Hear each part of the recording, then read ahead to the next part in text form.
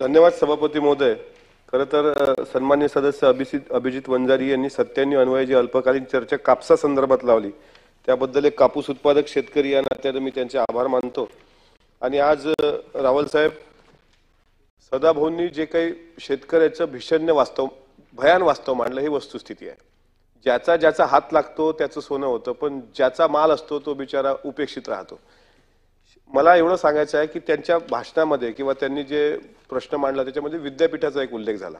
ही कृषी विद्यापीठ आहेत कशा करता? आज आमच्या भागात अकोला भाग जो असेल म्हणजे पश्चिम विदर्भाचा 100% हा कापूस उत्पादक शेतकरी आहे। पूर्वी तिथं करडीचं उत्पन्न व्हायचं, पूर्वी सूर्यफुलाचं उत्पन्न व्हायचं, पण आता तेलबिया संशोधन केंद्र फक्त कृषी विद्यापीठात उभी आहेत, पण त्या तेलबिया संशोधनच होत नाही कारण तेलबियाच उपलब्ध नाहीत। त्याला परवडेन असं झालंय सगळं। अजित 155 हीच एक व्हेरायटी एवढी त्याबद्दल अंधश्रद्धा निर्माण केली गेलेली आहे खासगी व्यापाऱ्यांकडून किंवा दुकानदारांकडून की यालाच तुम्ही जर अजित 155 लावलं तरच एकरी 10 ते 15 क्विंटल पेरते म्हणजे पिकतंय। आज कापसाची काय परिस्थिती आहे? जरी तुम्ही सीसीआयचे खरेदी केंद्र सुरू केले असतील, कापसाची मजुरी परवडेल नशी झाली। वेचाई रावल साहेब 10 रुपये किलो वेचाई आहे आणि शेतकऱ्याला तो कापूस परवडेन असं झालाय। आता आपलं सरकार शेतकरी हिताचे काही निर्णय घेते त्याबद्दल आम्ही सरकार म्हणून सरकारचं अभिनंदन करतो, पण जसं त्यांनी सांगितलं की एसी मध्ये बसून सरकार म्हणजे शेतकऱ्याचं दुःख समजू शकत नाही, त्याकरता एक काहीतरी कमिटी बनवा। कापूस उत्पादक शेतकऱ्याचं दुःख विशेषतः साहेब खारपान पट्टा हा शापित पानपट्टा म्हणजे शापित भाग आहे। खारपान पट्ट्यामध्ये आता फक्त कपाशीचंच तेवढं एक उत्पन्नाचा सोर्स राहिलेला आहे। सोयाबीन, हरभरा, करडी, तूर, ज्वारीचा हुरडा प्रसिद्ध असायचा। हे वाण का बंद झालं? कारण वन्यजीवांचा जो हैदोस होतो, म्हणजे तुम्ही हरभरा जर पेरायचो आम्ही सभापती महोदय अगोदर वन्यजीवांचा हैदोस लंगडे तोड व्हायची शेतीची, त्यामुळे ते परवडलं असं झालं। आता शेतीला फेन्सिंग करायची असेल तर 1.5 लाख रुपये एकरी खर्च आहे, त्यामुळे हे परवडलं असं होतंय। म्हणून माझी विनंती आहे की पहिल्यांदा कृषी विद्यापीठ जे सरकारच्या अखत्यारीत येतं, राज्यपाल त्याचे प्रमुख असतात, त्यांना एक निर्देश द्या की अकोला पंजाबराव देशमुख कृषी विद्यापीठ अकोल्यामध्ये आहे। वसंतराव नाईक साहेबांनी 4 कृषी विद्यापीठाची स्थापना केली, पण त्या विद्यापीठामध्ये शेतीच्या संशोधना म्हणजे कापसावर कुठला नियंत्रण म्हणजे कापूस उत्पादक शेतकऱ्याकरता दिलासा देणारा असा कुठला प्रयोग होतो का? खाकी कापूस काढला होता सदाभाऊ मागं, खाकी रंगाचा कापूस 1 वर्ष त्याचं प्रायोगिक तत्वावर ते ॲग्रोटेक लावलं का तेवढ्या पुरतं त्याचं प्रदर्शन करता तुम्ही। 12 महिने त्या कृषी विद्यापीठामध्ये फक्त पांढरा हत्तीच पोचला जातो। दुसरं एक महत्वाचं सदाभाऊ, तुम्ही शेतकरी या विषयावर खूप तळमळीनं बोलता। तुम्ही अक्षरशः बोलत असताना आम्हाला बाप आठवतो की आपला बाप शेतकरी आहे की तो हवामानाचा अंदाज लावतो, त्याला काही एआय टेक्निक जरी आपण आज विकसित करत असो त्याला त्याची आवश्यकताच नाही। आमच्या भागात तर तुम्ही भेंडवळच्या मांडणीवरून शेतकरी शेती पेरतात, कोणी त्याला श्रद्धा म्हणू कोणी अंधश्रद्धा म्हणू, पण त्यांना वाटतं की बाबा आपलं पीक आलं पाहिजे। मुगाचं पीक आता नामशेष झालंय, कपाशीचं पीक नामशेष झालंय। मागच्या वेळेस कृषी मंत्र्यांना मी विनंती केली होती की बाबा शेतकऱ्याच्या शेतीला जसं आपण वीज बिल आता द्यायला लागलो, मोफत द्यायला लागलो, तसं फेन्सिंगच्या साठी जर काही करता आलं तर त्याचे तेलबियाचं त्याचं हे तरी वाचेल कमीत कमी। म्हणून कृषी विद्यापीठाला थोडी चालना देण्यात यावी।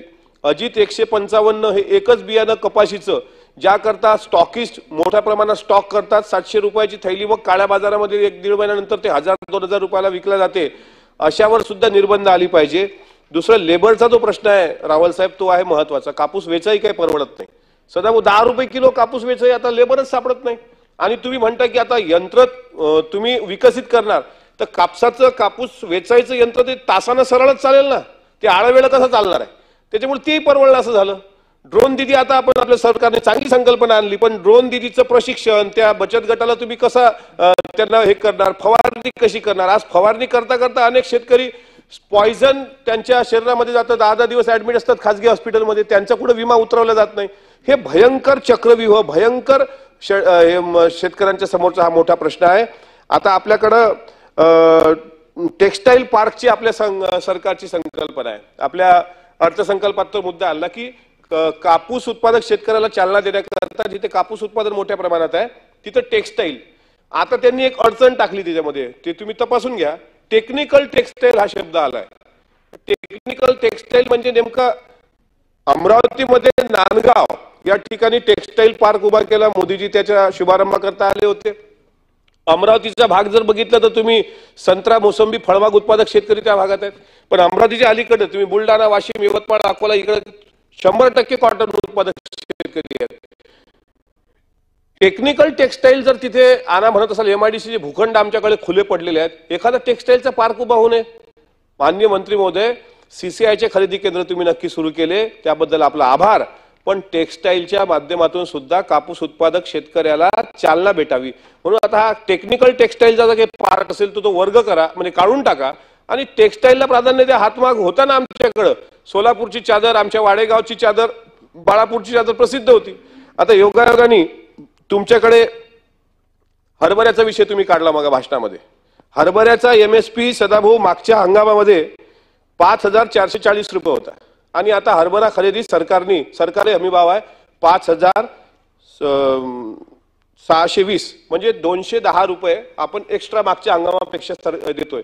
पण आज काय परिस्थिती आहे, खासगी व्यापारी जे लूट करतायत. काल अकोला कृषी उत्पन्न बाजार समितीमध्ये सदाभाऊ हरभरा 5,000 रुपयानं खरेदी केला गेला.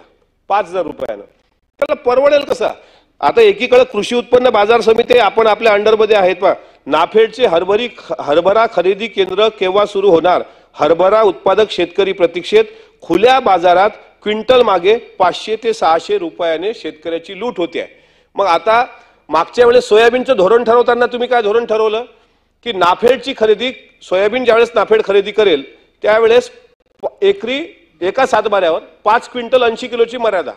आणि आता यावेळेस थोडं पीक पाणी चांगलं झालं, अनेक शेतकऱ्यांना एकरी 10 क्विंटलचं उत्पन्न झालं. आता तुमचे जे निकष आहेत त्यावर 5 क्विंटल 80 किलो खरेदी केलं गेलं आणि उर्वरित 4 क्विंटलचं त्या शेतकऱ्यांनी काय करायचं? हरभऱ्यातही तसंच आहे.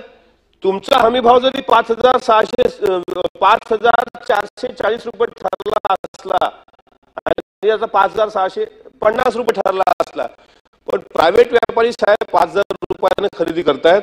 अकोला कृषी उत्पन्न बाजार समितीमध्ये तुम्ही नोंद घ्या. हरभरा उत्पादक शेतकऱ्याची प्रचंड मोठ्या प्रमाणात लूट सुरू आहे. तात्काळ हे खरेदी केंद्र सुरू करा. सीसीआयचे काही खरेदी केंद्र आमच्या जिल्ह्यातले बंद आहेत, ते पण आपण सुरू करा. माझ्या सूचना फक्त सरकार म्हणून या आहेत की आपण मोठ्या प्रमाणात 55,000 कोटी रुपयाचे रस्ते वगैरे बांधले, इन्फ्रास्ट्रक्चर झालं. आजही मला वाटते बाहेर देशातली लोक गुंतवणूक करायला आली. का लोकमतची मुलाखत मी स्वतः मुख्यमंत्री महोदयांची ऐकली होती. त्यामध्ये सगळं डेव्हलपमेंटच्या संदर्भात आपण विचार करतोय. कापूस उत्पादक शेतकऱ्यावर विशेषतः खारपान पट्ट्यातला शेतकरी ज्याच्याकडे कापसाशिवाय कुठला पर्याय उपलब्ध राहिलेला नाही, त्या मायबाप शेतकऱ्याला आपण आपल्या काळात हा न्याय द्यावा.